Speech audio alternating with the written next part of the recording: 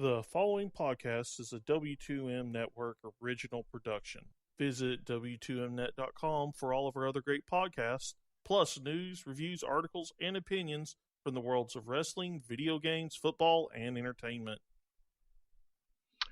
And with that, folks, we're here for another episode of the Wrestling Time Machine. I'm your host, Paul Leazar, and the votes have been tallied. We're late as heck because personal lives are getting in the way, and you gotta work to make money and all that fun stuff that life brings to you. And it hasn't only affected this podcast, it's affected my written reviews. I still haven't written the one for Lucha Underground that's going up tonight, which is, as of this recording, Monday morning, very early Monday morning. And I'll have to turn right around and write a Ring of Honor one before I go bowling tomorrow. So that's what's going on with me.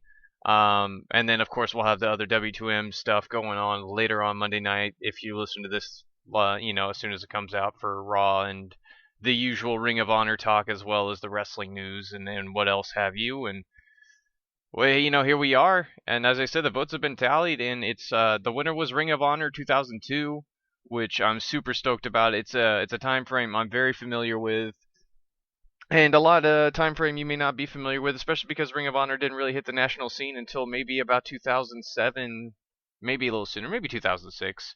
And they didn't get that TV deal until 2008, 2009 over on HDNet before we end up with what we have today with Sinclair Broadcasting at the helm. But we're getting way ahead of ourselves here. We're talking 2002, and before we hop in the time machine, before we hop in my really cool looking little black wrestling ring shaped car with a time machine attached and like a freaking angry engine busting out of the hood, wherever you would keep that on a wrestling ring shaped car, I don't know.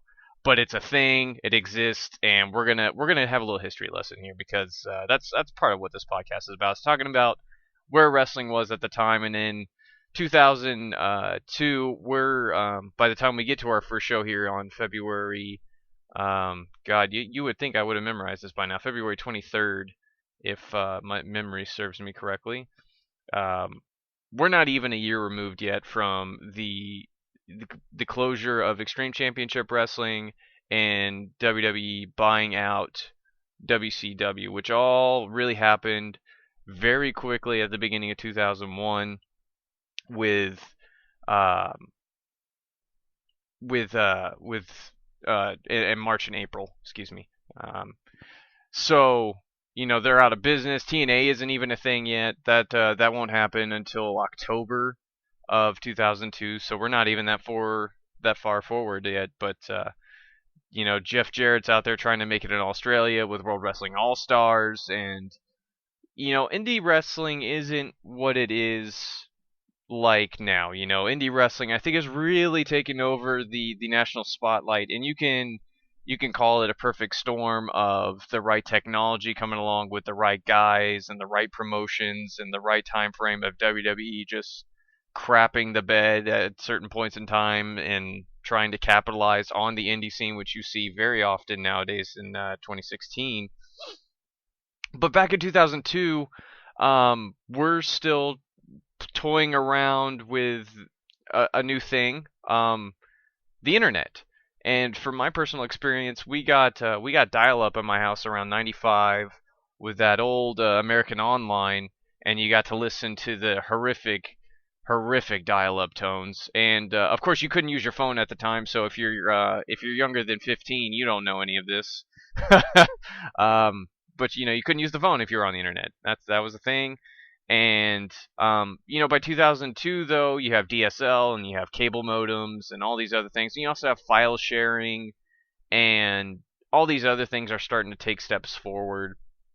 Plus, websites, lots and lots of different websites, especially from a bunch of different wrestling promotions. I remember back in the early days of AOL, WWE was a big proponent of using them. They had their own little thing installed inside of AOL, and they had trivia games, which I practically lived on when I was 8 years old. And it was a lot of fun. It was a very interesting time, and it opened up a lot of doors. And by 2002, you have people, the evolution of tape trading from having to, post letters and whatever online in forums to being able to watch stuff online in 2002, in forums, you have links, and of course I mentioned file sharing already, which we'll get to where I was by 2002. But um, we'll go ahead and talk about that now. In 2002, I was I was 13. Yeah, 13. Oh no, I was younger than that. 11. I'm forgetting how old I was, folks. Take that. 11 or 12. And for a kid who had really only known WCW and WWE, WWF at the time, because that was all that was on television here in Dallas. Um, finding more wrestling out there was this sort of surreal thing, and file like Huzzah and Napster and Bear Chair and all these other places. You could download matches that had made it from the DVDs that people ripped, and it would take you like 5 hours to download a match, whereas today it takes you less than 30 seconds. But it's you live for seeing big stuff like that, and I can remember. This is obviously much later, past February, but and especially in early parts of 2003, whenever TNA was doing their weekly pay-per-views, I spent a lot of nights on weekends in between school, really downloading a lot of matches and watching them. Um, so yeah, there's that, and that's sort of how you get. That's a very early thing, and it's still obviously very common today. Um, but you have all these different ways to imbibe and watch wrestling then, and it's only blown up now with streaming services and everything. But when you're talking about Ring of Honor, which has probably become one of the most famous independent promotions in the United States and maybe the world, it certainly did not start out that way. It started out very small as a way for Rob Feinstein, who was owned RF Video, who had Extreme Championship Wrestling video sales done through his website, and they were his top seller. He made a lot of money off of all that. And when ECW went bankrupt, he was very quickly without a top seller and was losing money. So initially, he tries to pair up with Combat Zone Wrestling. They were founded in '99. They ran out of Philly as well, and they sort of tried to be ECW, like a lot of promotions post ECW tried to recapture that spirit, and I think that's really what ECW was a spirit, not a hardcore wrestling style, sure, and all this other stuff, but it mostly was about the spirit and the aura that the promotion brought to its shows. And that's really something you can't duplicate, and a lot of people found that out. But Combat Zone Wrestling wanted nothing ever came from that deal with Rob and CCW, so he created his own promotion, Ring of Honor, or I guess co-founded, because I believe Gabe Sapolsky was there at the beginning. And they obviously also run out of Philadelphia, which is this giant. It's always been a giant wrestling hotspot, and probably always will be, just because you have so many different fans and you're so close to so many different big cities and all sorts of good stuff like that. And we'll actually talk about some of that once we get to the show. But anyways, you have Rob Feinstein, however you want to pronounce it, and Gabe Sapolsky. They put Ring of Honor together with the idea of trying to create something different than what WWE was doing at the time. And of course, that's sports entertainment. They were doing it quite well. We're coming off the edges of the Attitude Era, on the sort of the doorstep of the Ruthless Aggression Era, where you get a lot of great wrestling, but you also have all these stories still hanging over from the Attitude Era. And of course, we're also probably near the end of the Invasion by this point, if I'm remembering my time frames correctly. So Ring of Honor decides to go the other way. They're going to create a pure sport, almost a pure sport, a more sport presentation for pro wrestling. So Ring of Honor is founded on the principles. They really want competition to be at the forefront, and really they want it to be a pure sport. So they have a lot of rules, a lot of stuff that creates this aura of quote unquote honor. So they do this by creating something called the Code of Honor, which still exists today. And it exists throughout Ring of Honor's history in one form, fashion, or another, although at the beginning it is highly emphasized, and we'll see how quickly it's thrown out the window by certain wrestlers to help establish faces and heels very easily, which is something that it does very effectively. So we'll go over the 5 rules here real fast. First, you must shake hands before and after the match. Like I said, we'll see this thrown out very, very quickly by a particular wrestler who still works there, and has worked there off and on throughout its entire creation that Ring of Honor's existed, and will be considered one of the Ring of Honor founding fathers whenever we start talking about those guys. 2, no outside interference. We'll also see that tossed out the window later on this year, if I'm remembering correctly. No sneak attacks is Rule 3. No harming the officials is Rule 4. And Rule 5, of course, any disqualifications directly violates the Code of Honor. So any cheating, any sort of underhanded tactics, anything that's deemed, not nice, heelish, is outside the Code of Honor. And as I said, it helps establish faces and heels very quickly. And for a promotion that is booking talent that a lot of the greater tape trading community, a lot of the greater wrestling community hasn't heard from before, it works out very, very well. And we'll see as we go through 2002, even how very quickly wrestling fans in the arenas, mostly the Philadelphia Armory, or the Murphy Rec Center, excuse me, not the Philadelphia Armory.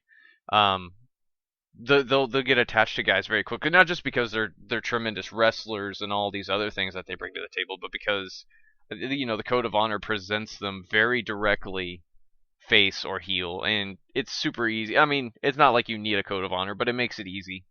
And anything to help get your guys over quicker is always a good idea. So with all that in mind, as we open the doors here to the old time machine here, let's go ahead and get this guy rolling.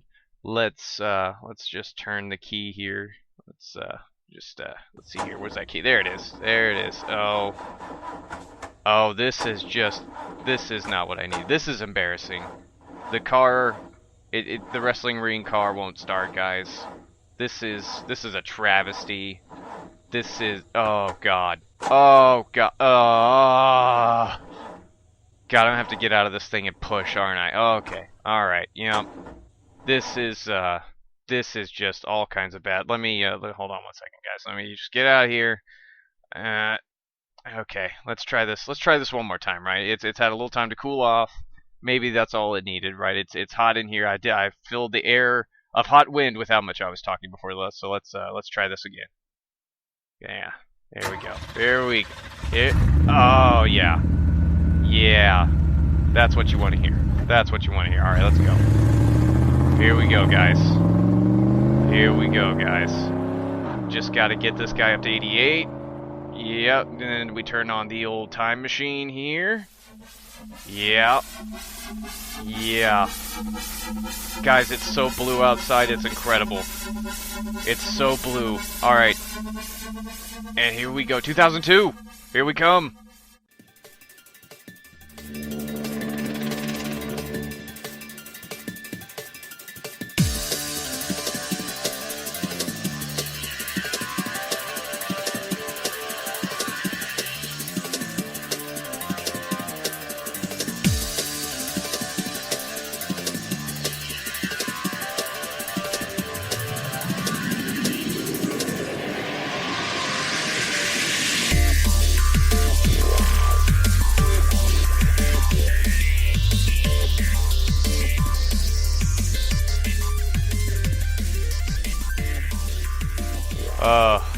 Futuristic techno just seems so fitting for Ring of Honor because they have such...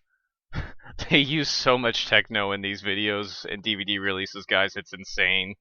And they'll even build a stable around techno music. Just because that's what the early 2000s were all about. They were all about techno and, the internet and the raves and other stuff. But mostly pro wrestling. So here we are. We're inside the Murphy Rec Center.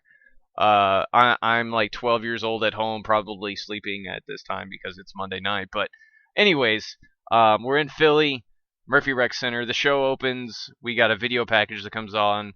It shows off all the talent making their entrance to, you guessed it, techno, although not that theme that I used. But you get their names, and along with the day of the show, and they're sort of trying to present to you that this matters. All these guys are special because they're on this first show. And we move to some time earlier today where Ring of Honor's real first big breakout tag team act, and the hit squad of Monster Mac and Danny Moff, better known as Mafia at the time. They're hyping up some fans who were busting from New York, and then they cut to another area where they're hyping up guys from Boston, and talking about how much they're about to get addicted to this new drug called Ring of Honor. And of course they run down WWE because that's what all the cool kids do whenever they have a new promotion. You got to run down the big guy, and I'm not talking about Ryback. So then we actually get to the actual show. The tag team called the Christopher Street Connection come out. Buffy and Mace are with Allison Danger. Commentary terms them as guys who live an alternate lifestyle. They're gay guys. Commentary very uncomfortable with it. The ring, the fans at ringside, they chant some very unflattering names, and suddenly they're ringers, they get on the microphone and say that they're about to make this the ring of homosexuality because it's 2002 and sensitivity does not yet exist, guys. It's not a thing. And we've come a long way in 14 years, guys, because this would never fly on television. So I'll come to Hit Squad, jump them from behind. The crowd pops big because gay bashing is apparently over with the crowd. The bell rings, and we move into our opening tag team match, where the Hit Squad just totally squashed the Christopher Street Connection in about a minute and a half. They hit some super stiff moves, which is what these guys are really all about. They hit hard. They move pretty fast. They're both pretty big guys. They're over 250 pounds each, at easy. So yeah, and both guys, they're really, really talented. Actually, we'll see. A Monster Mac isn't around as long as Mafia is, but they're great wrestlers. They really are. And of course, they post-match, after they destroy the Christopher Street Connection, Allison Danger gets in the ring and tries to hit Monster Mac low, but he grabs her arm and sort of shoves her around. And of course, with ECW still being fresh off of its death throes, we got to make sure it lives on. So they pull out a table, they put Buffy on it, and then they powerbomb Allison Danger through Buffy and the table from the second rope. The crowd's going nuts. They're eating this up with a spoon, and the Hit Squad grab the microphone and say that Ring of Honor isn't about gimmicks or sports entertainment. It's about hard-hitting action. And honestly, I would be much more comfortable with the idea if you didn't just, promote gay bashing. So, then we actually move on to our first one-on-one encounter on the Era of Honor begins here. Backstage, before we get to the match, the Briscoes and Amazing Red cut some short promos. It's incredible how young they look. It's incredible how rough around the edges they are, especially because the Briscoes are probably one of Ring of Honor's better promos now. But this was, it's only 30 seconds, but you can tell just how rough all three of them are. Even though Mark doesn't really talk, he just stands there and looks the whole 17 years old that he is at the time. And Red, of course, is on the verge of superstardom here with Ring of Honor and TNA, as he'll very quickly make his name within about 2 years.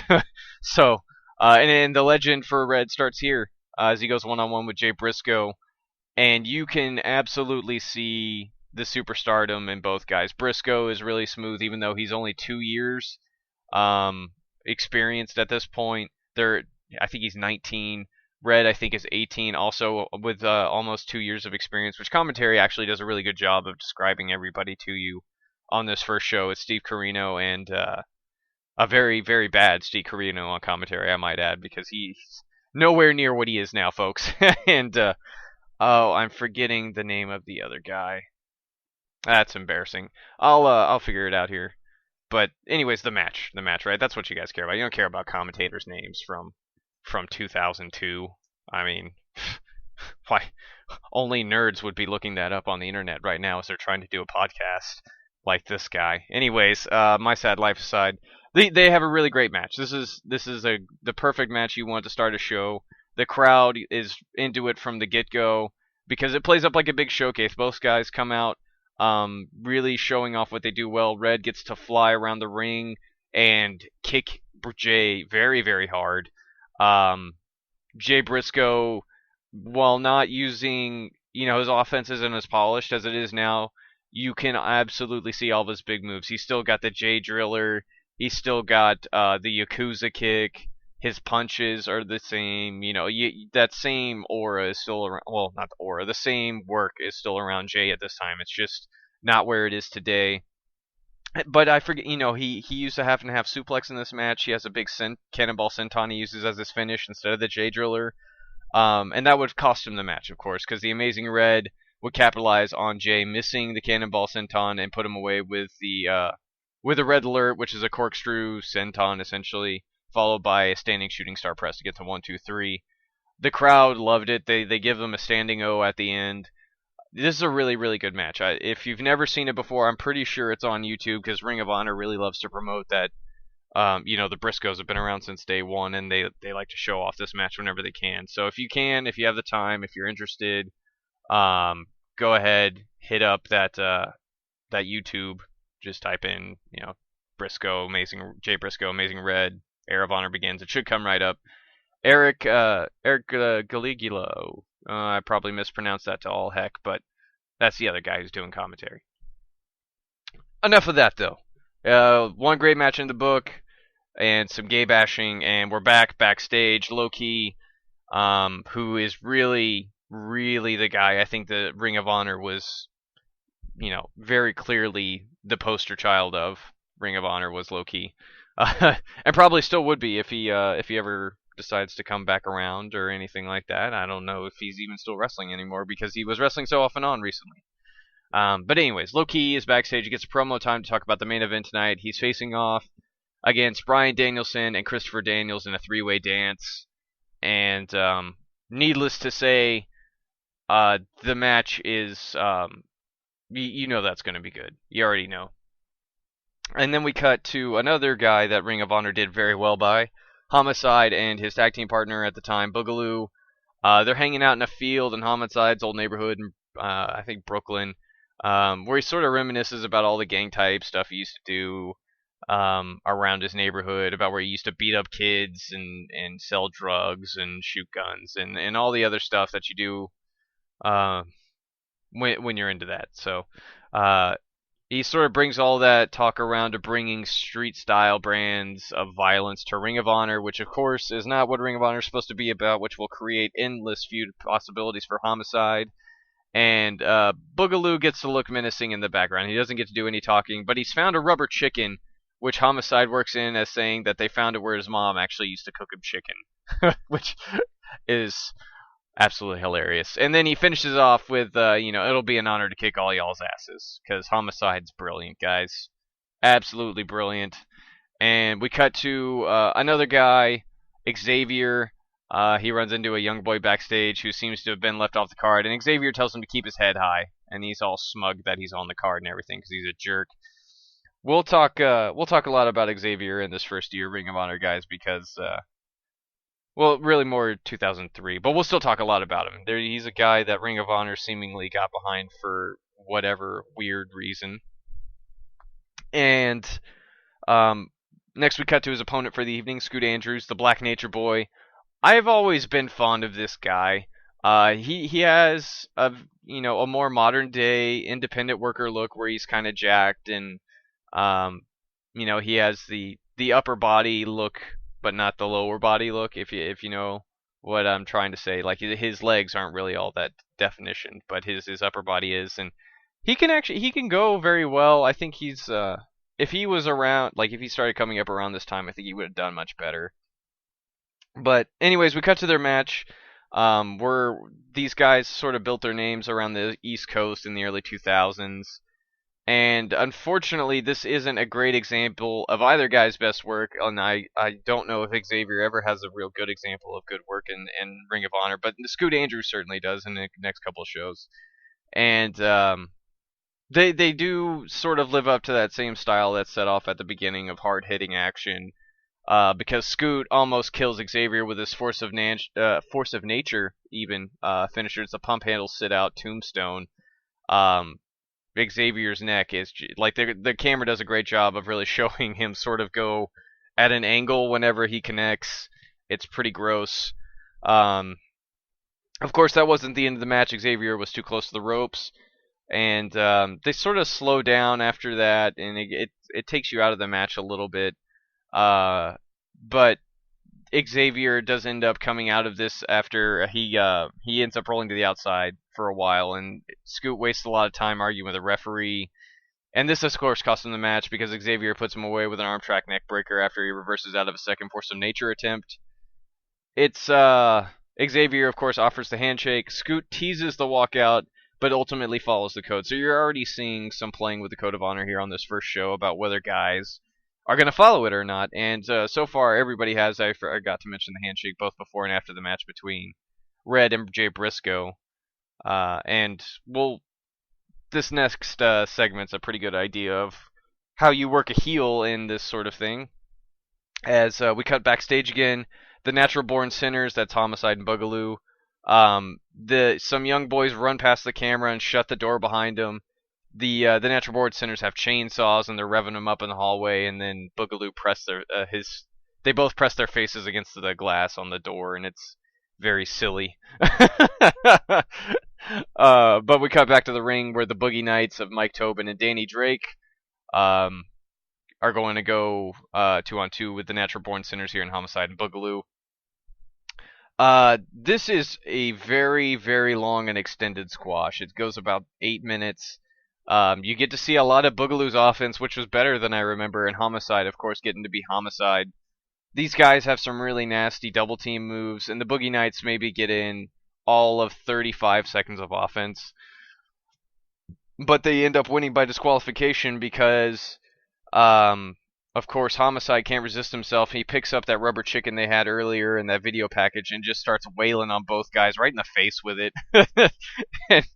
and the extreme official, H.C. Loke, who we're going to be talking about a lot, of course, because he's setting up a big angle here, gets in an argument with him after he disqualifies him.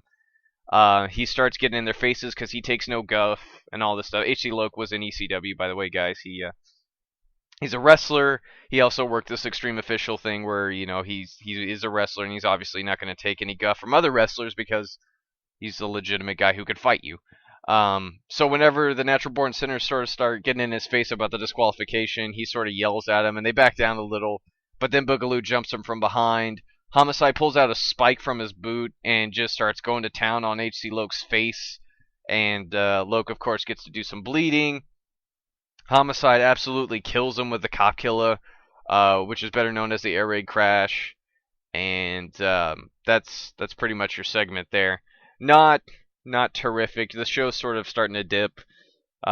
What you get here is still fine overall as far as the quality of wrestling. It's just no squash needs to be 7.5 minutes, right, guys? Like, I think we can all agree on that. We immediately cut backstage after all of the post-match shenanigans, even. With the Boogie Knights, they're bailing out of the building in fear of the Natural Born Sinners. Because, after you attack somebody with a spike, I wouldn't want to be around either. Excuse me. The Christopher Street Connection. They're backstage. We cut to another area where they're consoling each other after the beating they took earlier. Mace wonders if they should even be here, whether they belong. And Buffy, who of course Mace is laying in Buffy's lap, spots Spanky, better known as the Brian Kendrick nowadays. Of course, he's much younger and beardless.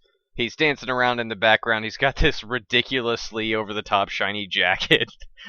And Buffy says they absolutely belong as he mouths the words, "I love him," to the camera before kissing his fallen partner on the forehead. Really, it's actually quite funny. So we go back to the ring. Eric Tuttle, better known as the Towel Boys, and they're cleaning off the ropes. He had some work in CCW before this too, where he's pretty much a jobber, but he got pretty famous around the tri-state area for being the guy that cleans out the ropes in between matches. He even gets a Towel Boy chant, And we're going to see him again, of course, because you wouldn't show him doing this unless we were going to use it later on, right? So next up, we have the Ultimate Aerial Elimination match. It's Mikey Whipwreck comes out first. He's been training people since he left ECW. So he's got his students here, and all these guys are his students except for Brian XL. So you have Chris Devine, Quiet Storm, Jose and Joel Maximo, the Spanish announce team, better known as the SAT, and Amazing Red, who comes back out to do double duty. So Mikey's going to special guest referee the match. It's elimination style. If you're really into spot fests, you'll like this. If you're not so much into spot fests, you're probably going to hate this. Lucha rules are in effect, so pretty much a guy just needs to roll the outside and it counts as a regular tag. And whoever enters the ring next becomes legal. It shocks me that out of all these guys, the one who is still working the most is Quiet Storm. He wrestles in Pro Wrestling Noah now, and it's unreal to me because the guy is a charisma vacuum for the most part. But he's the one that ends up winning. Jose Maximo ends up eliminating Amazing Red after some miscommunication. He ends up backsliding him for a 3 count. Chris Devine very quickly eliminates Brian XL after that with after Quiet Storm hits a spinal shock on Brian XL, which is it's pretty gross actually. Devine puts him away, and then Joel puts Chris away very quickly after that with a Spanish fly that him and his tag team partner got very over for using. And then Quiet Storm eliminates Jose Maximo with a German suplex, and then it comes down to Quiet Storm and Joel, to which Quiet Storm would put him away with the Storm Cradle Driver, and admittedly he's a bit more boisterous with his delivery, but it's got about the same inflection. So there's not a lot of urgency in this match. You have some very, very clear botches throughout the entire match. So like I said, if you like Spot Fest, you'll enjoy this. If not, you might want to skip it if you do decide to go back and watch it. After the match is over, Steve Corino runs off from the commentary table to go take care of some business backstage. The Natural Born Sinners are backstage once again, and they're kind of pissed off at HC Loke, and they tell the camera to get out of their locker room with some very colorful language, because they're just so incredulous that a referee had the balls to step up to him, essentially. And then we cut to the immediate backstage area right behind the curtain. Rob Feinstein runs up to Prince Nana to tell him he's up next. We all know Prince Nana. Of course, he's the manager of Donovan Dijak in the current run of what's going on in Ring of Honor right now, at least in September 2016. What month even is it anymore, guys? Because we're in 2002. Who cares where we're at in real life? So he runs and finds the towel boy Eric Tuttle and tells him he's got Prince Nana tonight. And Eric passes Steve Corino, who Steve very graciously gives Eric the amazing advice of go get himself over. Because, Corino's all about helping out the kids, right? So Eric Tuttle climbs in the ring. Prince Nana, of course, is a real-life prince from Ghana. He's actually a good wrestler. If you've never seen any of his matches, I always thought he was quite good in the ring, but he's a better talker, and that was a lot of something Ring of Honor lacks here in the early days, which is sort of why we'll see him transition into a managerial role as we get closer to the foundation of the embassy, but that, of course, is spoilers. As I spoil my own show, what kind of guy am I? So Nana makes very short work of Eric Tuttle, and it doesn't even last a minute. But even Nana, he shakes hands before and after the match. Even though Eric Tuttle is on the mat looking up at the lights, he still grabs his hand and shakes it. We then get a peek backstage once again after that squash, where Spanky and Michael Shane, Oz, and I knew I was gonna butcher this whenever it came to this. Ayakea. It's not Ayakea. Ikaiki. I think that's it. Ikaiki Loa. These are guys from the Texas Wrestling Academy that Shawn Michaels ran when he was not with the WWE after he left in what was it, 2098? It was 98, wasn't it? 98, yeah. Before he made his big comeback later on. if you're he ran that school with Rudy Boy Gonzalez, who we'll see some of in Ring of Honor. But basically, what this tag match is the guy who gets the pinfall will get a contract with Ring of Honor, and he'll essentially get, he'll get flown in and all this big stuff that commentary puts over. That he'll get a chance to work Ring of Honor and get himself over. And it's a tag team match, so the teams are Michael Shane and Oz taking on Spanky and Loa, because I'm not going to butcher that first name again. And apparently Loa is working with 2 herniated discs, according to the commentary. Michael Shane, of course, we'll see a lot of if we ever talk about TNA wrestling, of course, but he's also Shawn Michaels' cousin, which is something to know because him and Spanky had a feud in the TWA about who was going to be the next showstopper, the next main event, the next Shawn Michaels, right? So when those 2 guys are in the ring, this match is actually quite good. They're both, you see how great a worker both guys are at this stage in their careers. Oz and Loa, on the other hand, they're sort of basic, and I mean that in the best way possible. I don't mean that as an insult, because I think even being average in wrestling is still good level to be at. It just means you won't get paid the big contracts ever. But being average has certainly gotten a lot of people very far. And we won't hear from either guys again in Ring of Honor, but Spanky and Michael Shane will hear a lot of, especially in the first 2 years, and especially whenever we get into talks of crowning a champion. But Spanky is your winner. He gets the pinfall here. He puts, I believe he puts Oz away with the sliced bread number 2, his calling card, and he calls it. I don't know if commentary ever gets into this, but he calls his finisher sliced bread number 2 because it's the next best thing since the creation of sliced bread. Spanky is a wonderful character that we'll get to know plenty about, and Rudy Boy Gonzalez and the TWA guys, they all hop into the ring and celebrate with all 4 men after the match. Like I said, it's a fine outing. It's nothing special. I think the fans were struggling to get into it, and it doesn't help that the show has sort of gone downhill since the opening match, or the opening 2 matches, I guess, if we're going to count the squash.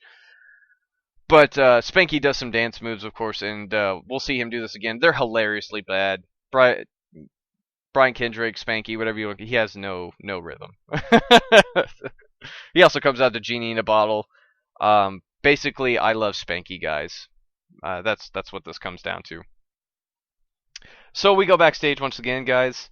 Brian Whipwreck has corralled all of his students together into a room, and he's yelling at them for how they acted out there in their match because they argued about pinfalls and who got the best spotlight and all this stuff, and the alliances sort of fell apart. Of course, Sat and the Amazing Red, they're related. They also do a lot of 6-man tags together in these formative years of indie wrestling. And Brian XL tagged up with Chris Divine and Quiet Storm quite often as well. So next month, Brian Whipwreck in all of his mighty power makes a match between the Maximos against Brian XL and Amazing Red and Divine Storm, Chris Divine and Quiet Storm, in a 3-way elimination tag. He even brings in Super Crazy to translate into Spanish and to help get the point across to the Maximos and Red. And that's, of course, Super Crazy is here because he's going to have a very surprising match if you've forgotten about it. If you haven't, then props to you, because we might get a little teary-eyed when we talk about it. But anyways, we still have more backstage stuff to talk about because we go to HD Loke. He's back. He's got this big cordless phone, which if you're younger than 15, you're wondering what the heck that is. And believe it or not, phones used to be corded to a wall, and you couldn't walk around with them until we made cordless phones. Yeah, and then you could walk around your house with them at least. And now, of course, you have cell phones that do everything but wipe your butt for you, and you can take it anywhere in the world. So, technology, guys, it's crazy. Anyways, he's on the phone with somebody. He's talking about how he got his butt kicked by the Natural Born Sinners, and he's pissed that he's refereeing in Ring of Honor. He's refereeing in Ring of Honor and not wrestling. Easy enough for me to say. He says he's done paying his dues. He's going to make his own spot. And he wants everybody to see the real him, and apparently he wants everybody to see the real us, because him and the guy on the phone apparently are going to be coming to Ring of Honor in a wrestling capacity, so he takes off his wrestling shirt and just tosses it away outside the camera shot. And we go back to ringside now, guys, because it's time for Super Crazy's match against the one, the only, the legend who left us way too soon, Eddie Guerrero. They're going one-on-one for the IWA Intercontinental Championship. The IWA was a promotion in Puerto Rico, which sadly no longer exists. But yeah, apparently this match was shown on television over there in Puerto Rico, which obviously helps Ring of Honor's profile internationally, is why they did this, I'm assuming. And you also, of course, might be wondering what the heck Eddie Guerrero is doing here. At the end of 2001, he got fired from the WWE from a drunk driving incident. Obviously, incidents like this, they weren't common for him after this, of course, because he turns his life around. And we get the wonderful Eddie Guerrero that we all came to know and love before he sadly left this world. But he's still sort of rehabbing and getting his life back together. So he works a lot. He actually works a lot of indie shows. He has a lot of big profile matches. This is one of them. He has another match in IWA Mid South where it's him and Rey Mysterio and CM Punk in a triple threat, and that's another great match too. If you can find any of Eddie's work between November 2001 and I think April of 2002 is when he gets hired back. They're absolutely worth your time. He was such a great wrestler, and you sort of get to see him without I don't want to say no frills approach, but certainly no hand holding that you get in WWE from time to time. And this match is absolutely incredible. It turns the show right around. Super Crazy and Eddie Guerrero. They had worked together once before this with Eddie Guerrero beating Super Crazy. We get the flip-flop result here as Super Crazy defeats Eddie Guerrero to win the IWA Intercontinental title match. Essentially, Super Crazy, Eddie Guerrero sort of outwits Super Crazy as the match goes on. Super Crazy gets the quick lucha sprints of offense that keep him in the match.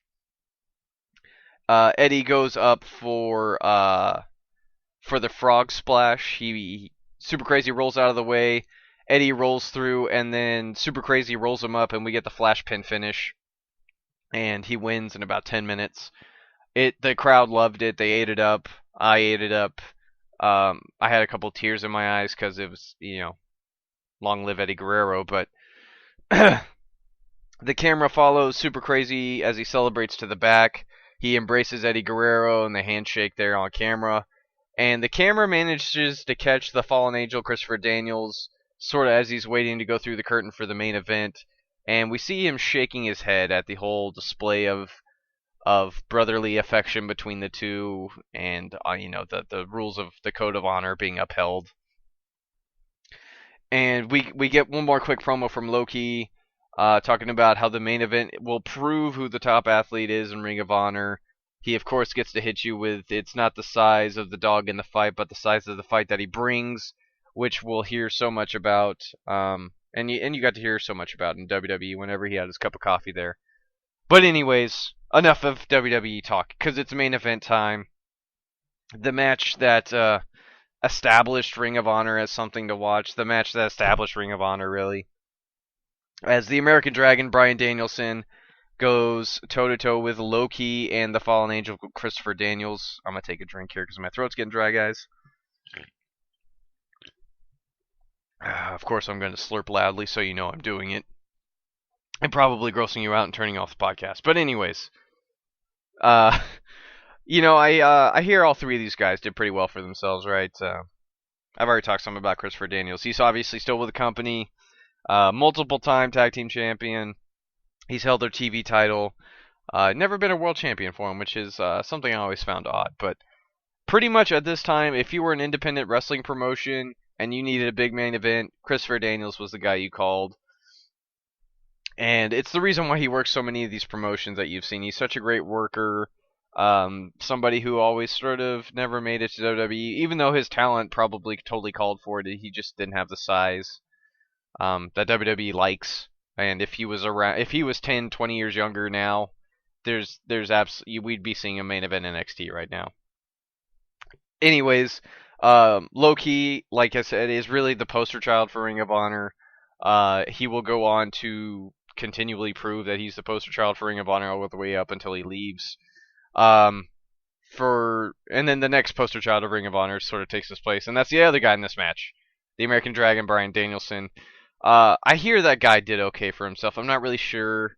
He does some show for the WWE Network or whatever now, but I hear he wins a lot of titles or something like that. Anyways, that's not important. Um, what's important is this match. This match is absolutely incredible, guys. Danielson really gets to show off his technical game, his striking game. Low key, of course, is a big striker. His kicks are probably world famous.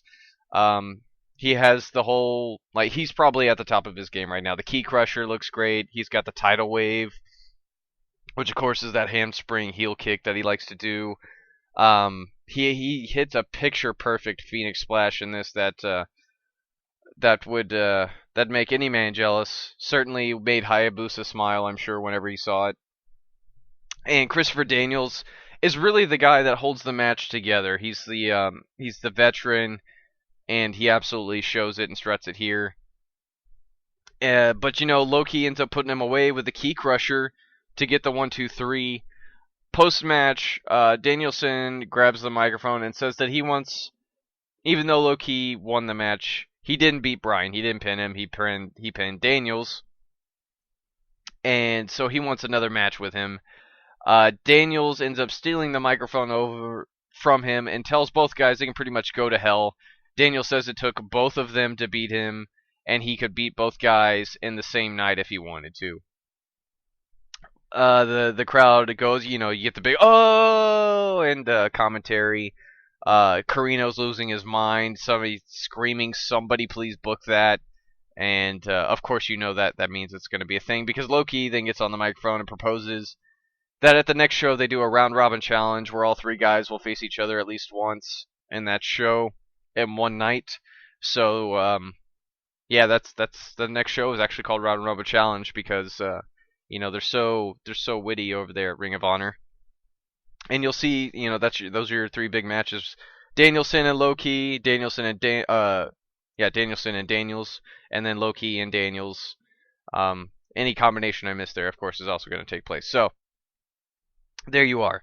The Loki and Bryan, they shake hands. Daniels, however, refuses to shake hands. He is Ring of Honor's first real breakout heel. And him and Homicide, but Daniels certainly takes the main event stage.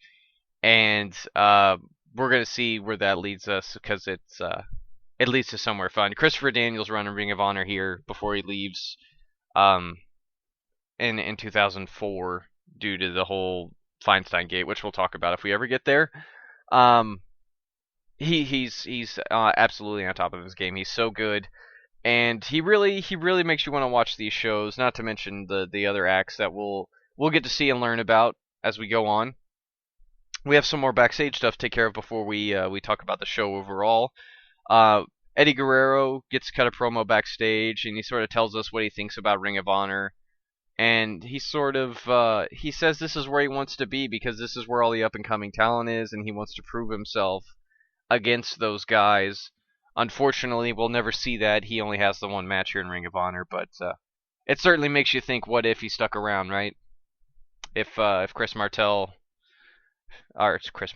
Martel, of course, if we were still on Dirt Sheets and we had that what if article, that'd be a fun one to write. And then we get a highlight reel of all the action that took place from the show, as well as the date for the next show, Round Robin Challenge, which is March 30th, 2002, which is what this next podcast will be about. Hopefully with less rambling from me, but I highly doubt it.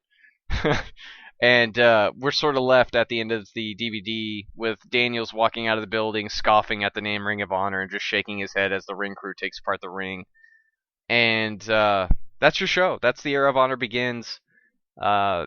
It's not perfect, but as far as first shows go from a promotion standpoint, and if we ever talk about more than one promotion, or if we just strictly talk about Ring of Honor, it's obviously going to be whatever you guys fan vote for. But Jay Briscoe, not Jay Briscoe, Ring of Honor certainly has one of the better first shows I think I've ever seen from a promotion. It's really, really good. It's worth your time. If you don't want to sit through the whole thing, I completely understand. There's some down points It's not a perfect show, but Jay Briscoe, Amazing Red, Eddie Guerrero, Super Crazy in the main event absolutely deliver on what Ring of Honor will be about. Not to mention the squash matches will also become a part of what Ring of Honor is about. Because as much as you don't want to be entertainment, you still have to bring some of it. And they do have their moments where they get very sports entertainment and gimmicky and stuff. So, uh, if you like Spot Fest, of course, the aerial elimination match is worth your time. Um, Everything else, you could sort of take or leave. But they're building stories here. You have the intrigue with Daniels and the round robin challenge. You could bring you to the next show. The HC Loke sort of simmering tension now with the Natural Born Sinners, and it's a great start. It really is. I'd recommend this show. Over on the article portion of this podcast article hybrid, you'll find my match rankings for Ring of Honor. I'm going to rank the top 10 for the entire year. So obviously, with us only having one show, there's only 6 matches because I refuse to put squash matches on a top 10 list. So a lot of these obviously are going to get bumped, and some of them are going to move up and down and what have you. I'll also be keeping track of the 5 best shows according to my ratings. So obviously, right now there's only one. I think there's only 12 or 13 shows in Ring of Honor's first year. I don't have an exact count on me because I'm obviously the worst note taker in the world. But yeah, so go check out the written portion of this. Obviously, if you want all the fun star ratings and stats and maybe a bit more of a less stream of thought presentation. And some of the jokes are still the same. You get some different jokes on there too because I like to bring the funny when I can, guys. I like to bring the funny. Anyways, yeah. So hopefully it won't take me so long to do another podcast. I was gonna try to do this weekly, but with life and whatnot being such as it is, you never know, right? I'm gonna try to keep this weekly, like I said. I don't know if it's going to turn out that way, and it's probably end up being bi-weekly. So maybe not next week, but sometime the week after, looking at October, was that the week of October 9th, somewhere in there. I might try to keep this on a Sunday too. Obviously, it all depends on my work schedule and whatever else I got going on. But I got to get out of here. I have reviews to write, guys. Like I said, I write reviews for current day Ring of Honor. I write for Lucha Underground. I'm going to be doing Progress as well. Progress just had their big Chapter 36 show where they took over the O2 Academy out there in Birmingham over in England. And the show sounded awesome from the reports I've read. I can't wait for it to show up on Progress's subscription service over there on Pivot Share, which if you're not paying for, I certainly recommend. It's only like $7.50, and you get some of the best wrestling on the planet right now. I'm also not caught up either, so me trying to keep up with storylines is going to require a lot of research. But anyways, that's not here nor there. Keep a lookout for all my stuff that I'm doing. Obviously, stay tuned to w2m.net. That's where all the podcasts are, like Wrestling to the Max, like Football to the Max, like Video Games to the Max, like we have a whole bunch of football shows on there. We have a whole bunch of other wrestling shows on there, like Jobber's Court immediately comes to mind. And yeah, we were going to have some entertainment stuff on there too, eventually talking about TV and movies. Obviously, other than me making jokes about, getting up to 88 miles per hour and blue outside, which is a Star Trek joke if nobody got that. Yeah, there's a lot of great stuff over there, and you should totally check it out. There's also other writers on there besides me, of course. I'm just one cog and in the big wheel that makes W2Net work. And this has gone on a little bit longer than I wanted it to, but I think an hour is probably not bad for talking about a show and history and whatnot. But anyways, guys, that's the first show in the bag. That's the second podcast in the bag. Thank you so much for downloading and listening, and however you're getting your hands in imbibing this. I really appreciate it. Hopefully you stick around with me on this journey so we can, whenever we plow through 2002, we'll put up another vote about whether to stay or go. And yeah, I've been your host, Paul Leazar. This has been the Era of Honor Begins review, and you guys will be back here for another show in 2002. Hopefully, we don't get stuck here. I'd really hate it if my crappy time machine got us stuck here. Have a good evening, everybody. The following podcast is a W2M Network original production.